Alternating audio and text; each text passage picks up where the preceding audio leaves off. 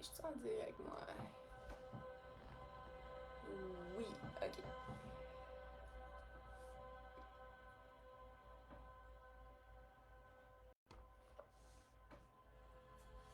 Bon vendredi matin.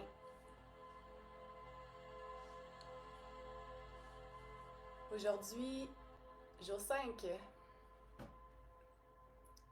Bon matin, Annie. Yes, contente que tu sois là.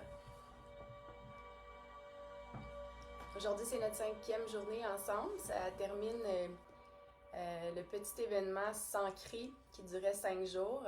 Bon matin, René. Merci d'être là. Où on se consacrait principalement à la pratique guidée, plus de méditation, respiration. Sachez qu'il va y avoir un volet 2, il va y avoir un autre événement s'ancré. Bientôt, on va annoncer les dates qui vont être plus axées sur du mouvement conscient, accessible à tous. Donc, ça va être aussi quelques jours de pratique guidée ici sur le groupe Be Light. Donc, je vous tiendrai au courant, je ferai une annonce pour que vous ayez les dates spécifiques. Ça va être Anne-Sophie qui va les guider, les séances même principe, un rendez-vous matinal ou je ne sais pas à quel moment de la journée exactement, si l'heure va être la même, mais je vous reviens avec les détails. Donc, si on revient à notre pratique s'ancrée, plus oh, ma chaise, elle va d'un bord puis de l'autre. Si on va avec notre pratique plus de méditation, de respiration, aujourd'hui, j'avais envie de faire suite un peu à ce que j'ai abordé hier. Je ne sais pas si vous faites les séances en ordre, puis c'est vraiment pas grave, vous irez revoir le jour 4 si jamais. On a parlé de l'impact conscient puis inconscient qu'on avait sur l'autre, mais également sur notre environnement. Puis à quel point on avait en fait la possibilité et le pouvoir d'influencer les gens qui sont autour de nous à petite échelle et à grande échelle, et ce, juste en travaillant sur nous-mêmes, en faisant quotidiennement notre, je dis travail, mais c'est vraiment de prendre du temps pour se reconnecter à soi. On peut appeler ça son essence. On peut appeler sa nature véritable. Vous savez, cette partie de nous-là qui est pure, qui est pas teintée par toute notre expérience humaine. En fait, c'est à l'état naturel, notre nature véritable, comment on agirait si on n'avait pas été blessé, si on n'avait pas appris certains trucs tout au courant de notre vie, vécu des événements qui ont forgé un peu notre personnalité, qui ont forgé qui on est, qu'est-ce qui est super, mais qui vient interférer en fait avec notre nature véritable qui est une nature en parfaite santé, en harmonie, qui est calme, paisible, avec une joie intérieure profonde. Donc, c'est à ça qu'on veut avoir accès en se connectant chaque jour. Puis c'est ça qu'on parle quand on dit un taux vibratoire élevé. Ça peut avoir l'air bien, comment je pourrais dire, ésotérique, mais non, c'est d'être un être qui est vraiment bien puis qui rayonne ça sans avoir à rien faire autour de lui ou d'elle. Donc, c'est ça, travailler à augmenter son taux vibratoire. Puis plus que vous êtes aligné avec votre nature véritable, vous faites ce qui est dans votre nature. Donc, il n'y a rien qui est... il n'y a rien qui est forcé. Tout coule plus facilement, tout flot. Donc, c'est pour ça on veut reconnecter le plus souvent possible pour s'habituer à cet état-là qu'on a oublié, puis revenir le plus souvent possible, puis éventuellement peut-être être toujours dans cet état, ok? Donc, si je fais je reviens avec hier, bon, l'impact qu'on a sur les autres, il y a autour de nous, il y a dans l'invisible, il y a ce qu'on appelle le champ unifié. Puis le champ unifié, c'est ce qui fait dans l'univers que tout est connecté, tout est interrelié. Donc, on est connecté à chaque personne, qu'on les aime ou qu'on ne les aime pas. On est connecté à chaque objet, à tout ce qui nous entoure. C'est comme s'il y avait quelque chose qui nous unifiait, tout l'ensemble des gens, tout ce qui est là, ok? Bon. J'ai une... je sais pas, peut-être 7-8 ans, j'étais dans un restaurant à déjeuner un moment donné, puis on parlait justement avec la serveuse, puis on parlait de ça justement, comment c'était important de... La seule chose qu'on pouvait faire, si par exemple, je pense qu'il y avait quelque chose qui se passait dans le monde dans ce temps-là, une guerre, comme il y en a plusieurs qui ont malheureusement lieu présentement, on discutait de ça, puis on se disait à quel point c'était important de faire notre travail parce que c'est la seule chose sur laquelle on a le contrôle. On peut pas arriver puis dire c'est ça, c'est le feu ou peu importe. Donc c'est... Puis cette dame-là m'avait raconté la théorie du centième singe. Puis je ne sais pas si je vais... Ok, ça se peut là, que je me trompe dans des détails, mais je vais vous raconter cette théorie-là qui vient vraiment comme expliquer de façon concrète le champ unifié puis à quel point on a un impact sur l'autre sans avoir à rien faire, sans avoir à enseigner ou quoi que ce soit, ok? Donc, l'histoire raconte qu'il y a des scientifiques qui observaient des singes qui étaient, disons, sur une plage, ok? Puis, chaque jour, ils lançaient des patates à ces singes-là pour qu'ils mangent chaque jour. Mais les patates tombaient dans le sable, donc les patates étaient sales, puis c'est pas agréable. On sait que c'est pas agréable de manger, de croquer dans du sable. Donc, il y a un singe, un jour, qui a pris une patate, qui est allé dans l'océan, qui a rincé la patate, puis qui a commencé à la manger. Ensuite, un deuxième singe a vu ce singe-là rincer sa patate puis la manger. Il a commencé à imiter le comportement, puis lui aussi a mangé la patate. Peu à peu, jour après jour, ça a pris quelques temps. Je ne connais pas les détails. Peut-être que si vous le cherchez en ligne, vous allez trouver la vraie théorie avec qu'est-ce qui s'est passé, puis tout ça, puis en quelle année ça a eu lieu. J'en ai aucune idée. Donc, les singes, peu à peu, ont commencé à tout faire ça. Puis, ensuite, ils observaient d'autres groupes de singes sur d'autres continents, où ils faisaient la même chose, où ils lançaient les patates.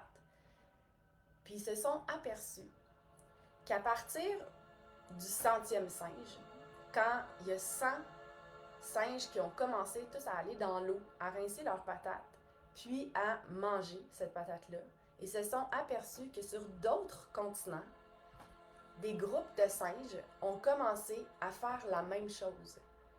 Puis ça s'est fait sur tous les groupes qu'ils observaient. On s'entend, c'est des animaux, ils n'ont pas de communication pour se partager les trucs qu'ils ont trouvés puis tout ça. Mais tout ça, ça explique qu'il y a une conscience universelle.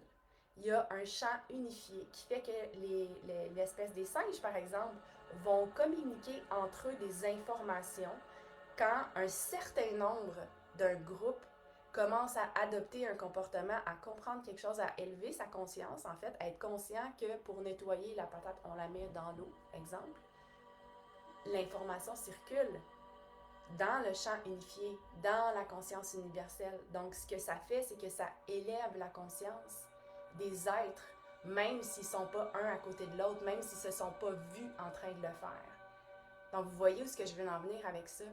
Si nous, chaque personne, on travaille à devenir des humains en paix, calmes, en harmonie, dans la joie, dans l'amour, dans toutes ces belles fréquences-là, évidemment, je ne sais pas si ça va prendre 100 humains, ça va en prendre plus que ça. On dit que ça va prendre X mille personnes, mais quand on va atteindre un certain nombre de personnes qui se sont éveillées à ça, qui sont conscients du champ unifié, qui sont conscients du monde subtil, puis conscients de l'importance en tant qu'être individuel de faire son travail pour avoir un impact au niveau universel, conscience, on dit que les comportements vont changer, puis il y a quelque chose qui va se passer ici, dans notre réalité, comme on l'aperçoit présentement.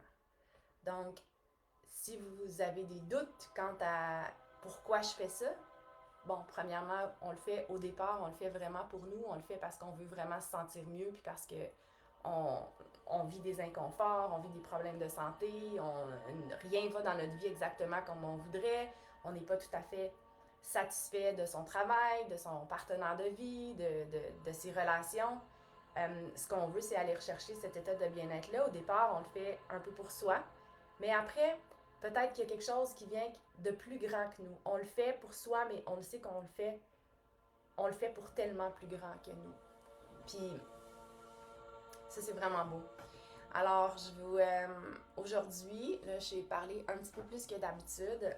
C'est ce que je voulais vous partager. Ce qu'on va faire, on va refaire une petite pratique guidée. Je vais pas tant parler, je vais vous laisser peut-être dans le silence avec la musique, mais je vais vous guider dans une visualisation pour qu'on prenne conscience du chant unifié. C'est ce que je voulais ajouter, excusez-moi. Plus vous allez vous pratiquer, peut-être avec les mains, souvent c'est plus facile peut-être de percevoir qu'il y a vraiment quelque chose, il y a vraiment une force autour de nous. Des fois aussi, si vous frottez les mains une contre l'autre, vous les séparez un peu, vous allez sentir qu'il y a comme quelque chose qu'on sent dans nos mains. Bon, mais ça se travaille, puis ça s'entraîne à vraiment sentir qu'est-ce qui est autour de nous, à sentir qu'est-ce qui nous entoure, les objets, les gens. On développe cette faculté-là qu'on a mis de côté parce qu'on a focusé sur d'autres choses dans notre vie, mais c'est une faculté qui se développe, sachez, puis c'est comme si ça devient plus tangible parce qu'on le ressent, on le sent dans notre corps, on le sent dans nos sens. Puis souvent, ben, en tant qu'humain, pour apprendre quelque chose, pour croire quelque chose, il faut qu'on ça passe par nos sens. Le plus souvent. Pas toujours, mais ça nous aide, du moins. Donc, installez-vous en posture assise. Juste avant que je commence à vous guider, si jamais avec la musique il y a quelque chose, c'est le moment de me le dire.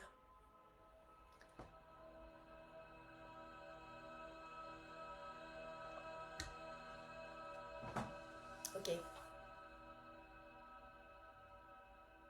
Fermez les yeux.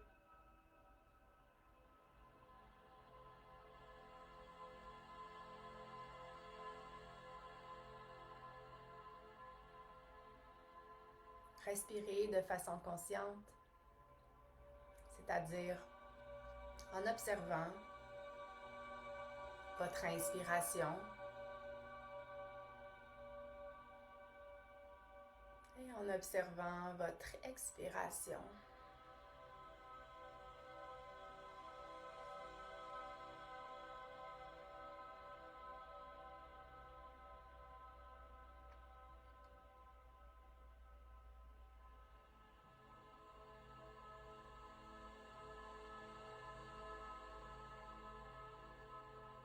Vous pouvez, en gardant vos yeux fermés, coller les paumes des mains une contre l'autre.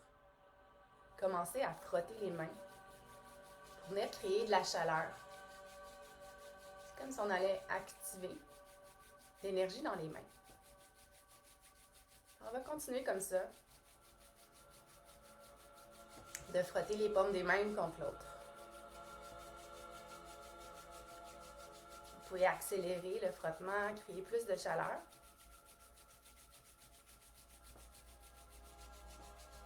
Continuez encore de faire ça pendant quelques secondes.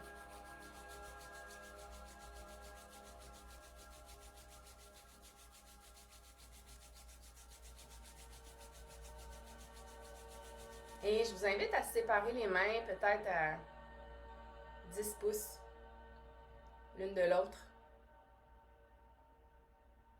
et ressentir.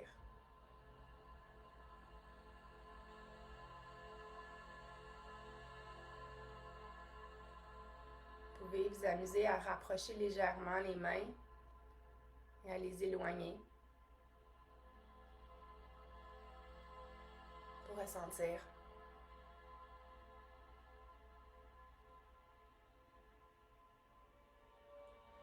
Progressivement, éloigner un peu, rapprocher. Allez-y avec vraiment des mouvements qui ne sont pas raides, brusques, très progressivement. Observez les sensations dans les mains.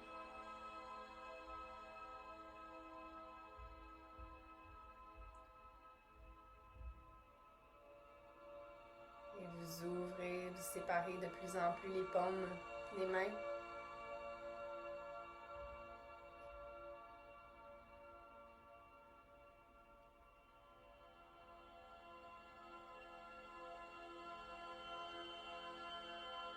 Vous pouvez continuer comme ça et voir jusqu'où présentement il est possible de ressentir. Si vous ne ressentez rien, faites simplement continuer d'observer.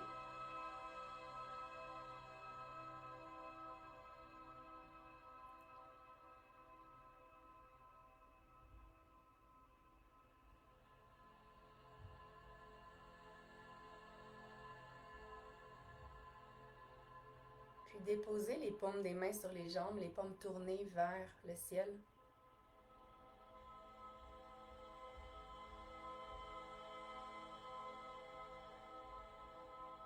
Commencez à vous attarder à l'ensemble de votre corps et voir s'il est possible, aussi subtil que ce soit, de percevoir le même genre de sensation tout autour de votre visage, de vos bras.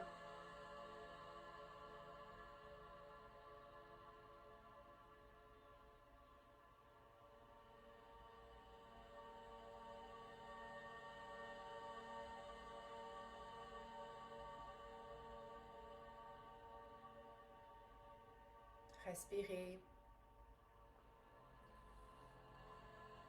Voyez s'il est possible peut-être de ressentir la distance entre votre corps et le mur, par exemple.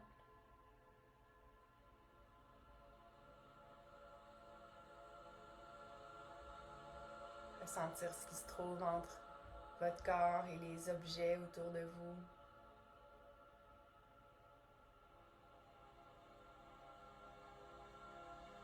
Faites simplement vous ouvrir à cette possibilité sans vous acharner.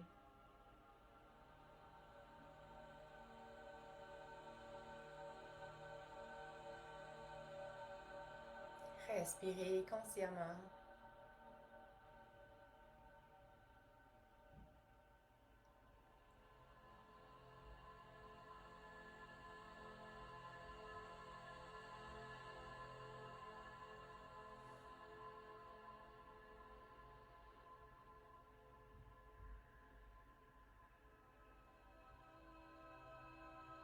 Continuez à voir, ressentir ce qui vous unit à tout ce qui vous entoure.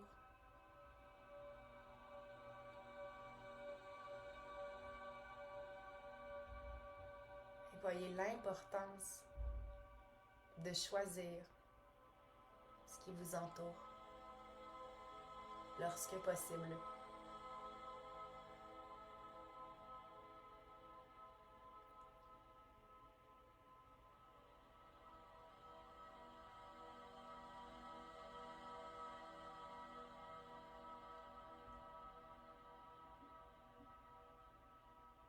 Choisir les personnes avec qui on passe la majorité de son temps.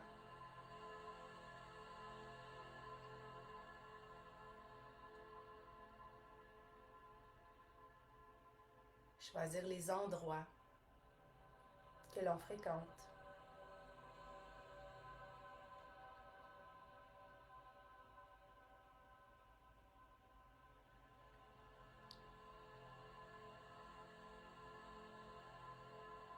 Choisir les relations que l'on entretient ou qu'on choisit de laisser aller.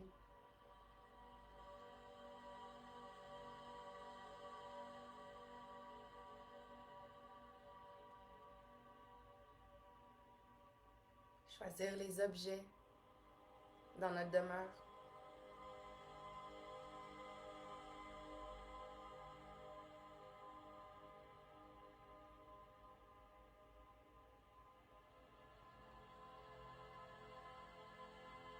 Choisir la nourriture que l'on consomme.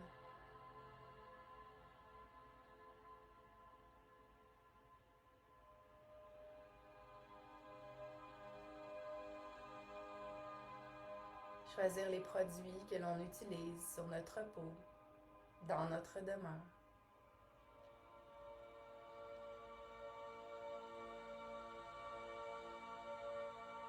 Tout est relié.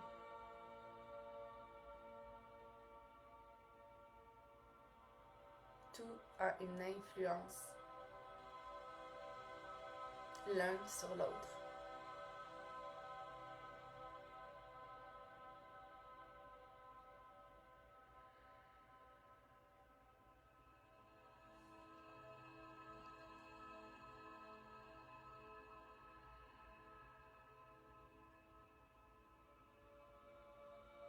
Et on va prendre une grande inspiration par le nez. Expirez.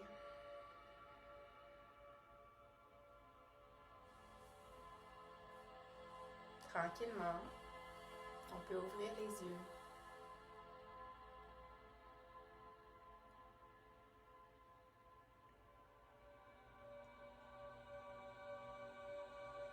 Je termine en vous remerciant d'avoir participé en direct ou en différé à ces 5 jours de pratique guidée. Je vais les laisser encore quelques temps sur le groupe Be-Light, mais ensuite, je vais les enlever. Donc, si vous voulez y avoir accès, ça va être possible sur la chaîne YouTube. Je vais mettre le lien en commentaire pour aller sur la chaîne qui, tranquillement, pas vite, on commence à intégrer du contenu, des vidéos. Donc, vous aurez toujours accès à ça sur cette plateforme. Donc, je vous souhaite une belle journée, puis surtout un joyeux temps des fêtes. Prenez ce temps-là pour vous reposer, pour vous accorder du temps pour une pratique quotidienne, de bouger, se reconnecter à votre nature véritable, puis profitez des gens autour de vous. Choisissez où vous avez envie de mettre votre temps et votre énergie pendant cette période qui peut être assez turbulente parfois. Rappelez-vous que la plupart du temps, vous avez le choix, puis vous avez le droit de choisir. Alors, on se retrouve une prochaine fois. Merci. Bye bye.